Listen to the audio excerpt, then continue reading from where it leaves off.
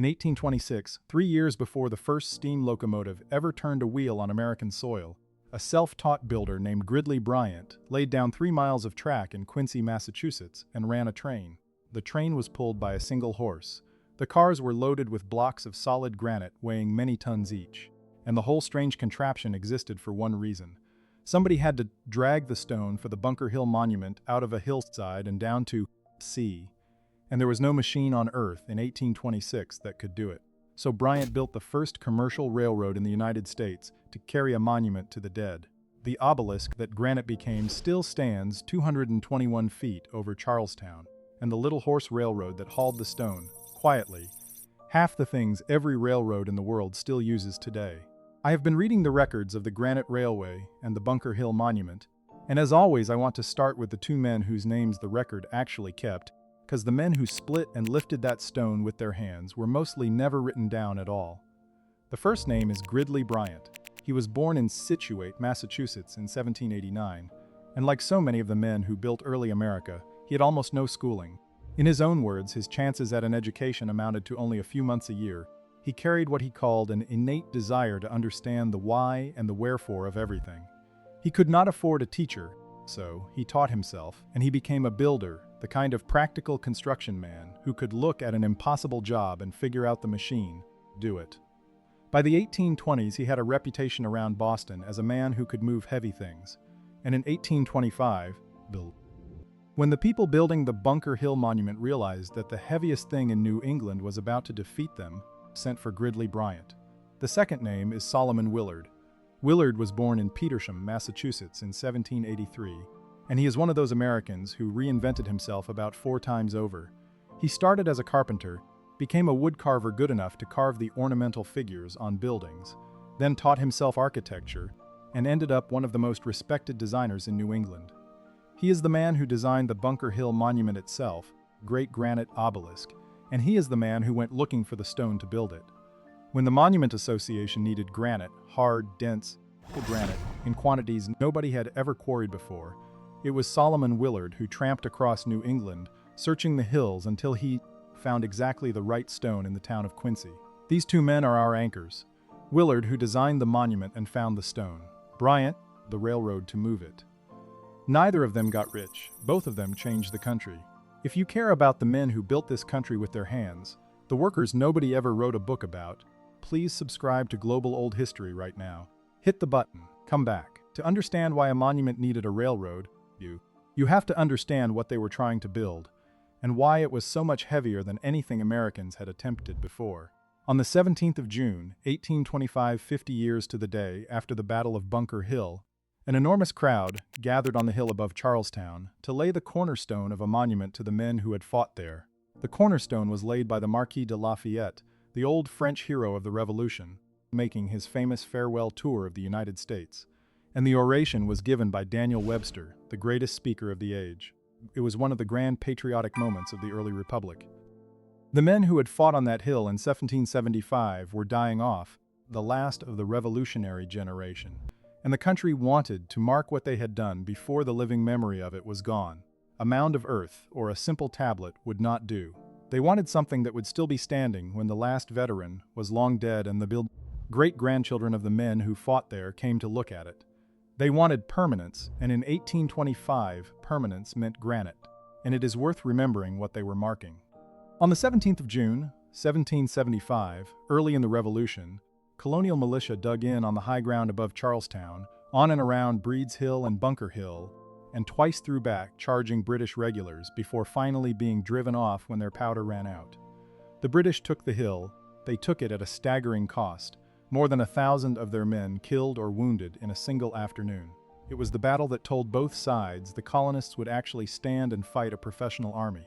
50 years on, the generation that had won independence wanted that day carved into something that would never wear away. That is the weight, literal and the figurative weight, that came to rest on Gridley Bryant's railroad, and the thing they had gathered to build was breathtaking in its ambition.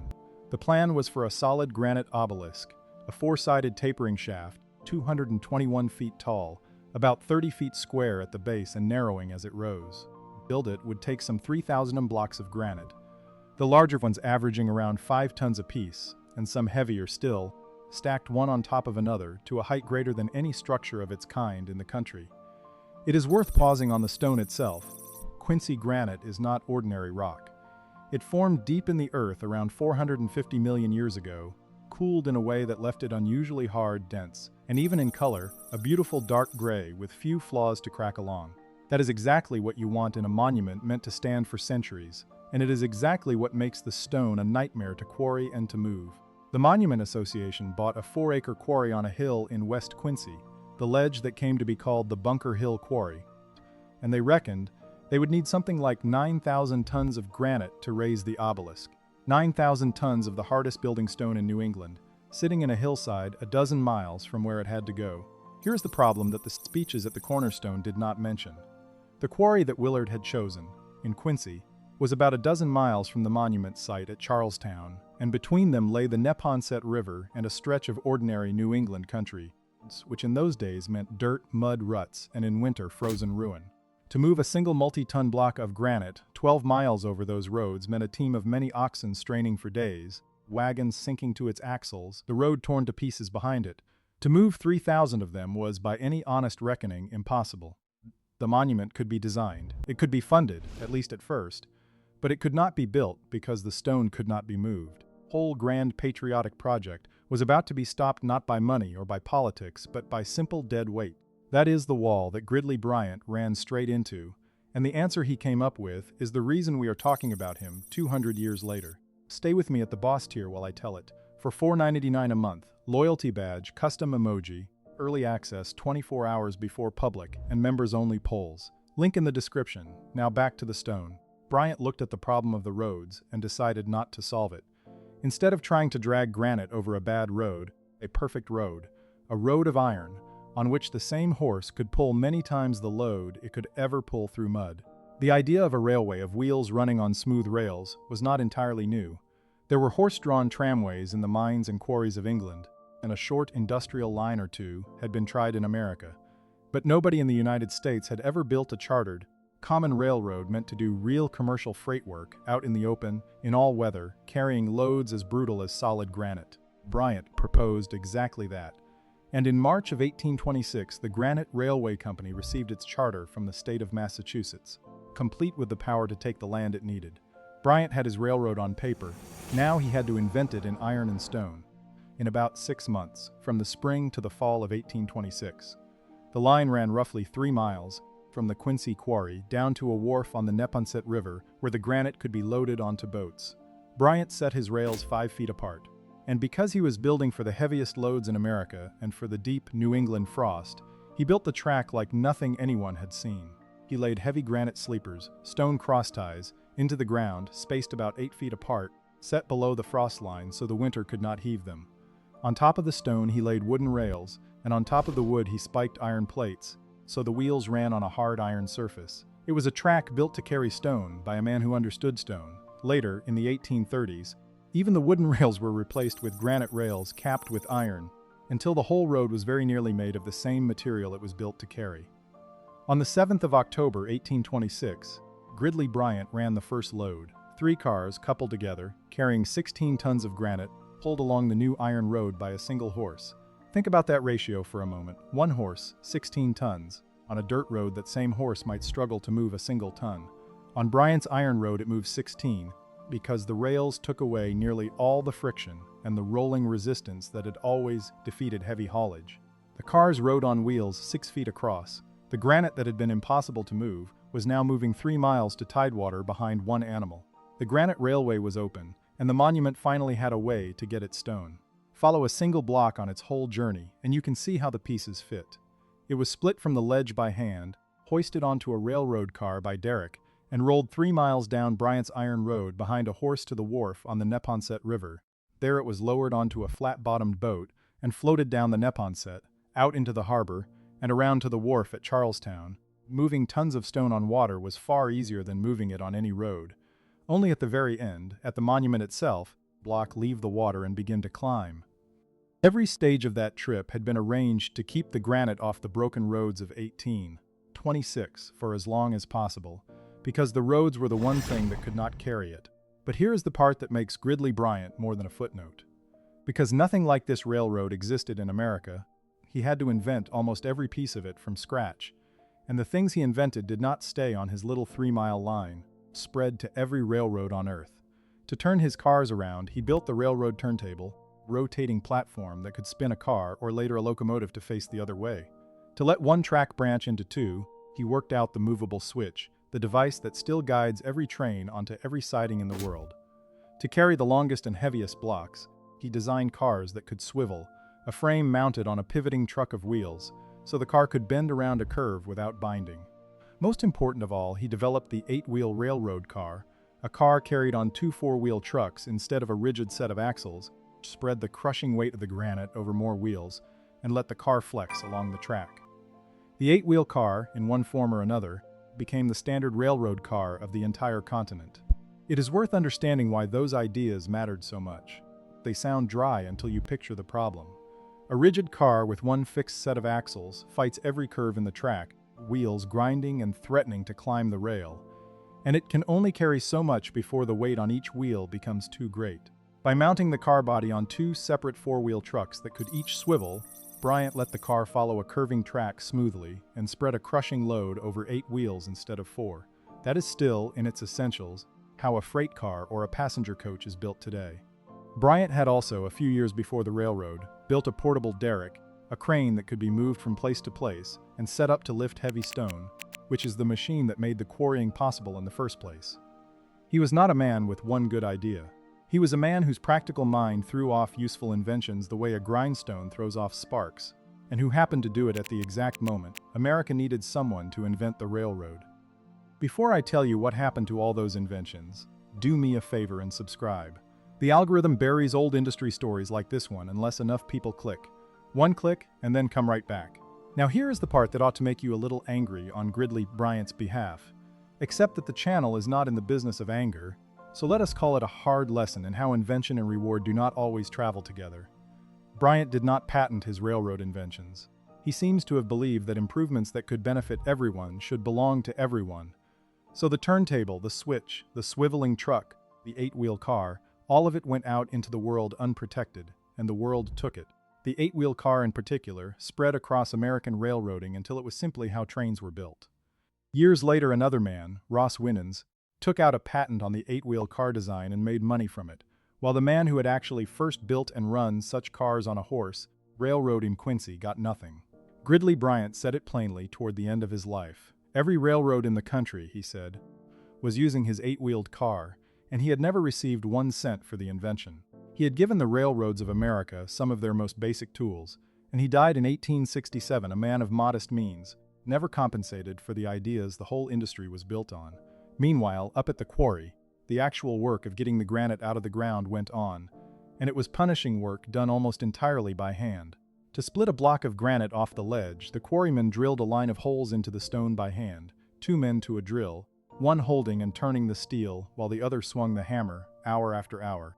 Into the holes they set pairs of iron shims with a wedge between them, what the quarrymen called plug and feather, and they tapped the wedges down the line, a little at a time, until the granite split along the row of holes, with a crack you could hear across the quarry. There is a small revolution buried in that method. The early way was to drill just a couple of deep holes. The quarrymen around Quincy learned to drill many shallow holes in a close line, 6 or 8 inches apart, and split the stone cleanly along the row. When that technique spread through the Quincy quarries, the cost of cutting granite was cut roughly in half almost overnight. That is the kind of thing that never makes the history books. A better way to drill a row of holes, and yet it did as much to put granite into American buildings as any grand invention, because it made the hardest stone in New England suddenly affordable to cut. Then the loosed block, weighing tons, had to be lifted. Bryant's portable derricks swung the blocks up out of the pit and onto the cars. In 1830, to reach a higher ledge, the company added a steep inclined plane to the line, a track running up the hillside at a sharp angle, with cars hauled up and lowered down by an endless chain, the loaded car going down helping to pull the empty car up. That incline was such good engineering that it kept working into the 1940s. And it is worth staying a moment longer with the men who did this work, because quarrying was as dangerous as it was hard. They worked with black powder to loosen the rock, and a charge that fired wrong could kill. They handled blocks weighing tons on chains and timbers, and a slip derrick or a snapped rope could crush a man in an instant, drilled and split and lifted in the open through New England summers and New England winters, their hands wrecked by the steel and the cold. Many of them were immigrants who had come to America with nothing but the strength of their backs, and they spent that strength on stone. The monument on the hill is signed in a sense with the names of orators and generals. The men who actually cut its 3,000 blocks out of the earth are signed nowhere at all. The ledger gave them a number and a wage, then it forgot them. One quick note. I turned the full story into a book, Everything the Records Gave Me. If you want it, link is in the description. For all the cleverness of the railroad, the monument it served almost did not get finished, and the story of that near failure is its own kind of drama. The granite was coming down the railroad. A monument that size cost an enormous amount of money, and the Bunker Hill Monument Association kept running out of it. In December of 1828, only a few years in, the money simply gave out, and the work stopped, obelisk, far short of its planned height. It started again and stopped again around 1835. For years, the half-built monument stood on the hill above Charlestown like a broken promise, a stub of granite that the country could not seem to finish. The thing was saved in the end by a woman. Sarah Josepha Hale, the editor and writer, organized a great fair by the women of Boston in September of 1840 to raise money for the monument, and that fair brought in more than $30,000, something like a quarter of the entire cost. With that money and a renewed push, granite finally climbed to its full height. It is a detail worth sitting with. The grandest patriotic monument in New England, raised to the men who had fought a battle, was rescued from collapse not by the government and not by the wealthy patrons whose speeches had opened, but by a fair run by the women of Boston over a few September days, and by countless ordinary people giving $1 or $2 at a time. The monument that honors the men who stood on Bunker Hill was finished in the end by the quiet stubbornness of people whose names are as lost as the quarrymen's. Getting the granite up the monument was its own feat, and here too the work fell largely to Solomon Willard.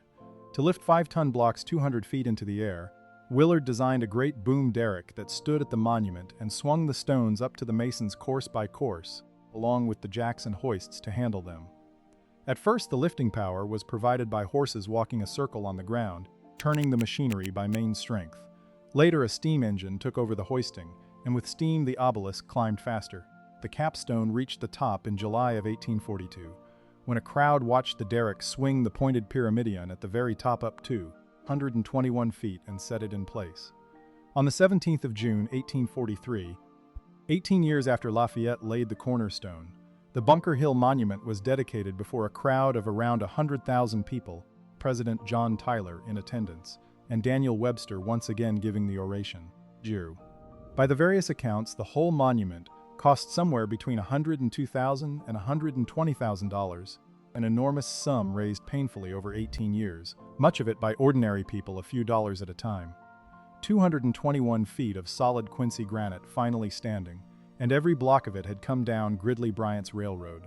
I want to be careful about the claim we make for this little railroad, because the history is often told too loosely, and the truth is impressive enough without exaggeration. People will tell you the Granite Railway was the first railroad in America, full stop. That is not quite right. There had been short horse-powered tramways before it, including a line built by a man named Thomas Leiper down in Pennsylvania back in 1810. So the honest claim, the one the engineers and historians actually defend, is that the Granite Railway was the first chartered commercial railway in the United States, the first one set up as a real common business to haul freight for the public, and the first to run continuously and grow into something larger without ever shutting down. Hold the timeline in your head for a second. It is genuinely strange.